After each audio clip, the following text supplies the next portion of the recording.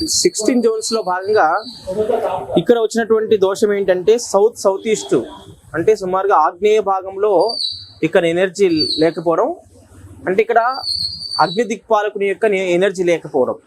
దానివల్ల వచ్చేటటువంటి అనర్థాలు ఏమిటి, దానివల్ల వచ్చేటువంటి డిస్టర్బెన్స్లు ఏంటి ఆ యొక్క ఫ్యామిలీకి అంటే లేడీస్ పైన ప్రభావం ఉంటుంది, ఆర్థిక ఇబ్బందులు జరుగుతాయి, అనారోగ్య సమస్యలు లేడీస్కి వచ్చేటటువంటి అవకాశం ఎంతైనా ఉంది.